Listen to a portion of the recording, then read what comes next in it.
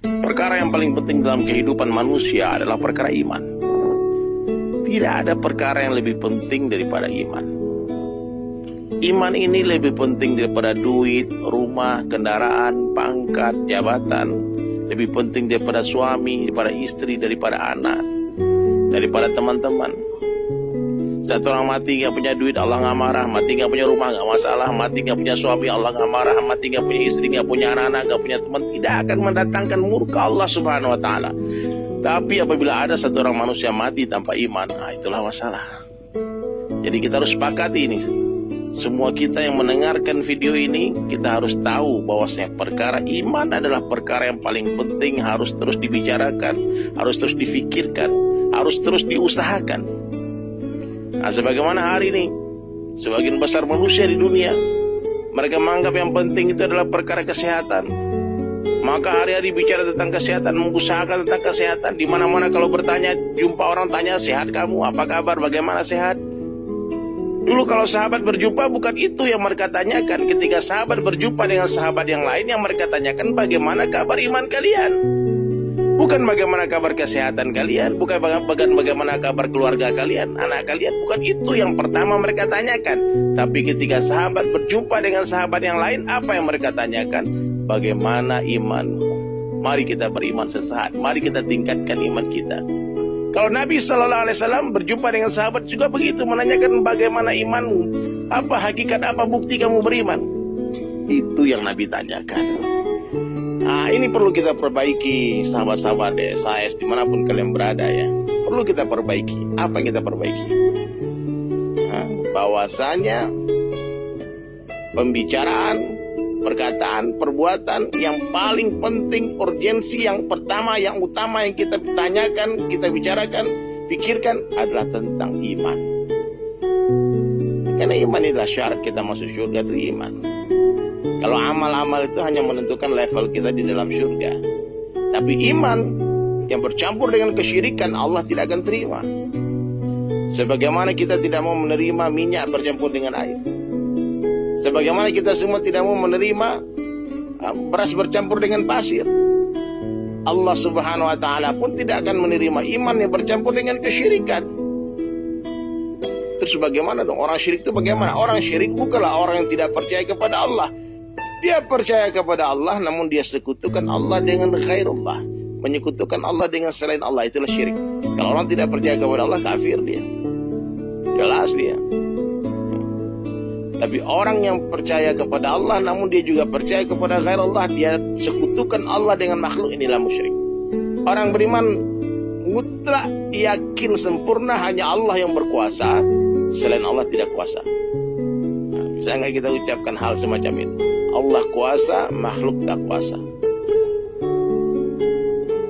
Allah yang menciptakan, makhluk diciptakan.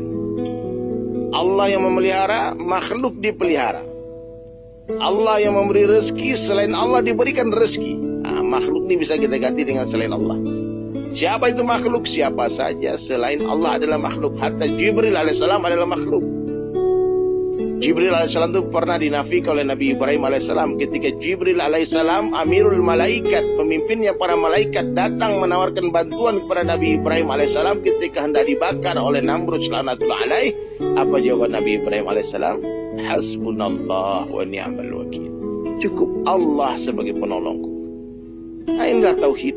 Menafikan ghairullah, meyakini hanya Allah yang berkuasa, selain Allah tidak bisa apa-apa, bukan apa-apa, bukan siapa-siapa, tidak bisa memberikan manfaat dan mudarat sedikit pun tanpa izin Allah. La ilaha illallah. Di hari kita bercerita tentang kebesaran Allah, di hari kita mendengar tentang kebesaran Allah, di hari kita berbicara tentang kebesaran Allah, hari itu iman kita akan meningkat.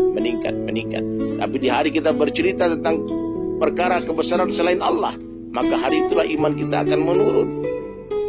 Kenapa iman kita turun naik, hadirin sekalian? Karena kita semua tidak istiqomah dalam membicarakan tentang kebesaran Allah.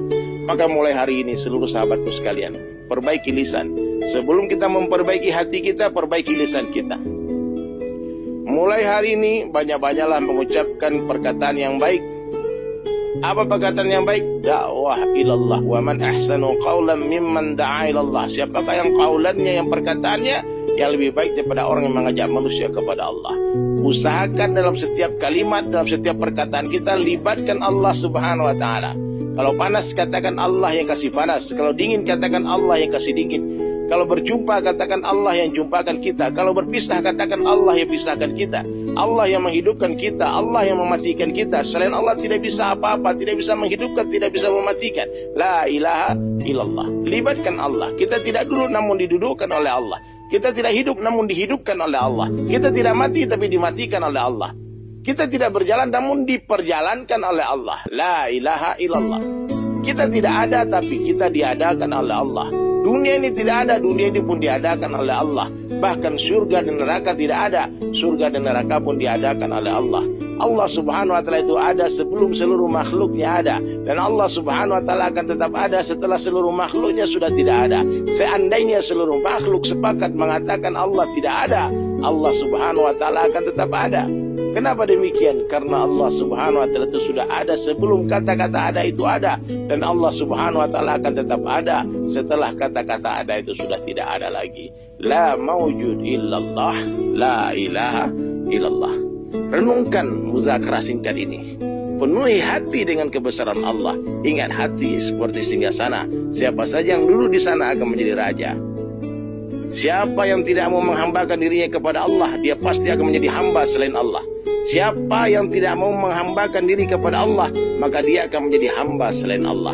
Maka takutlah hanya kepada Allah Ta'ala saja. Cintailah Allah Ta'ala melebihi segala-galanya. Siapa yang berangkat meninggalkan dunia dalam keadaan hati mencintai Allah dan Rasulnya melebihi siapapun termasuk dirinya sendiri, maka itulah kejayaan, itulah kesuksesan yang besar, itulah keagungan yang besar. Maka banyak-banyaklah ucapkan la ilaha illallah.